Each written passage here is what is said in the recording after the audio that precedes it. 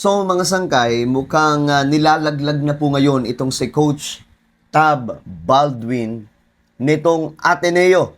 Marami pong nakakapansin mga sangkay dahil po sa pinakabagong statement no, ng Ateneo.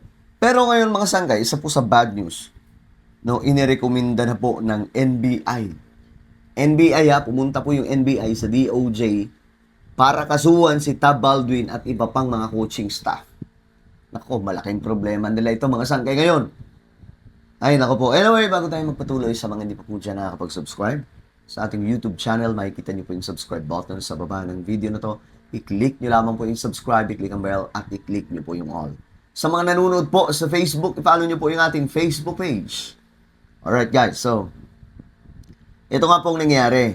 Ayon po dito, Ateneo lawyer says, Baldwin has no employer-employee relationship with the university. Ano nangyari mga sangkay? Bakit parang nagkakabaliktaran na po? No, bakit nagkakalaglagan, I mean? No? Kasi ugas-ugas kamay na eh. Ayan no? Ito yung balita from ABS-CBN. Basahin lang po natin mga sangkay. Ayon po dito, Ateneo de Manila University's legal counsels maintained that former Blue Eagles head coach Tab Baldwin had no employer-employee relationship with the university. Ano nangyari mga sangkay? This was the stand of the university as the Department of Labor and Employment resumed its clarificatory hearing on the employment status of Baldwin, who was not present during the proceedings. Oh, lawyer lang? Nako, mga sangkay. Oh, ito. Sabi dito, what will submit is the consultancy agreement between Ateneo and Coach Tab Baldwin. And you're correct, Your Honor, this is the latest consultancy agreement. Parang dating mga sangkay, itong si Tab Baldwin, wala pong sa amin. Wala pong kinalaman dito sa kung ano man ang mayroon sa Ateneo. Parang ganun po yung dating mga sangkay. No? Parang nilalaglag na po talaga si Coach Tab Baldwin. Kaya nga po marami pong nagkukomento ngayon. Sinasabi po nila, ano yun? Naguhugas kamay na daw ba ang Ateneo? Bakit ganun po ang kanilang mga statement laban po dito sa kanilang coach? No? Ayan mga sangkayo. Ayon po dito sa report na ito, si Tab Baldwin, hindi daw po Ateneo employee, but an independent contractor. Ayan mga sangkay. Ganun pala. Kaya mga sangkay, yung mga tao, ito na lang, ang mga tao ngayon, lalo po silang nagdududa sa Ateneo dahil po sa mga nakakapagtaka nilang mga statement, kaduda-duda nilang sinasabi. Tulad dito, yung mga tao ngayon, siyempre, magdududa na. Kay Coach, maliban kay Coach Tab Baldwin, talagang yung mga tao nag-alburuto kay Tab Baldwin eh. Pero dito sa Ateneo, sa kanilang ginawa mga sangkay, yari sila dito. At eto, tingnan po ninyo ang nangyayari ngayon mga sangkay. Ayon po sa report, inirekomenda na ng National Bureau of Investigation or NBI ang pagsasampa ng kaso. Ayan po mga sangkay, mula po ito sa Abante News Online. Ang pagsasampa ng kaso laban kay dating Ateneo men's basketball team head coach Tab Baldwin at 11 pang individual. Yan. Kaugnay ito mga sangkay sa nangyari kina Rene Baterbonia at Divine Adeli. Doon po sa isang training sa Dipakulaw, Aurora.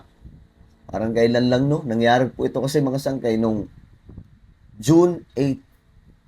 Parang kailan lang.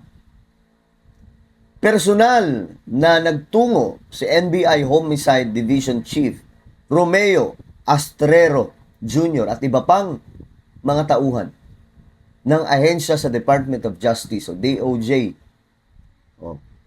Dala-dala nila mga sangkay. Actually, nakita ko yun sa picture or video. Dala-dala po nila yung mga makakapal, mga sangkay, na siguro yun po ang ebidensya nila na nagpapatunay na itong mga taong to ay dapat kasuhan. Kaya ngayon, mga sangkay, naguhugas kamay na po yung iba. Kagaya po ng Ateneo, no? Independent contractor raw po si Coach Tab Baldwin. Parang nilalayo na po talaga nila yung kanilang sarili. Pero dapat, mga sangkay, no? Nung una pa lang, nagsalita na po yung Ateneo ng ano sa publiko. Yung tipong inamin na po yung kasalanan para hindi po humantong sa mas malala pa. No, ito ngayon, mas lalo po silang pinagdududahan ng mga tao. Hindi lang coaching staff dito ang may mali, kahit po yung mismong school. Kaugnay ito, sabi dito, personal na nagtungo ang NBI chief pagdating po sa Homicide Division sa DOJ para lamang po mag-file ng kaso. Kasong reckless imprudence resulting to homicide ang inirekomenda. Isinampa o isang palaban kay Baldwin kasama ang 6 na assistant coach at isang physical therapist. Samantala, simple negligence resulting in multiple counts of homicide naman ang sa 3 may-ari ng resort at isang athletic director. Tama lang to mga sangkay para talagang mabigyan ng justice kasi this is the problem mga sangkay na napansin po ng mga Pilipino talaga. Wala pong hustisya eh. Hindi po, alam nyo kung hindi nga lang namin kinakalampag to, hindi lang natin kinakalampag to itong mga otoridad natin, baka nga po kalimutan lamang po ito eh. Baka wala pong mangyari mga sangkay.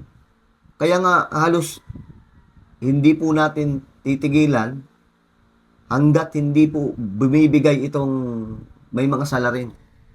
May mga sala talaga. No? Kalampagin po natin lagi kahit umiiyak na po sila. Umiiyak na itong Ateneo kasi yung Ateneo nagrereklamo na kasi daw inaatake daw sila ng mga mali-mali daw pong naratibo. O di kaya mga mali-mali daw pong mga information. Well, totoo naman, may mga maling information sa social media and we have to be careful din, mga sangkay. Pero yun na nga, lahat ng yan is mga conspiracy theory. No? Yung iba, mga mali naman yung sinasabi, mga sangkay. Pero dahil po siya sa frustration that they want, no, to see na nagkakaroon po ng justice kay Larene Baterbonia. Dahil buong bansa po, mga sangkay, nagluksa nun. Hindi lang ikaw. Lahat ata ng mga taong Pilipino nagluksa dahil po sa nangyari. Alright? Well, ano po ang inyong opinion tungkol dito? Comment down below. Ay, nako po. Huwag niyo pong kalimutan na subscribe yung ating YouTube channel. Ingat po lahat. God bless everyone.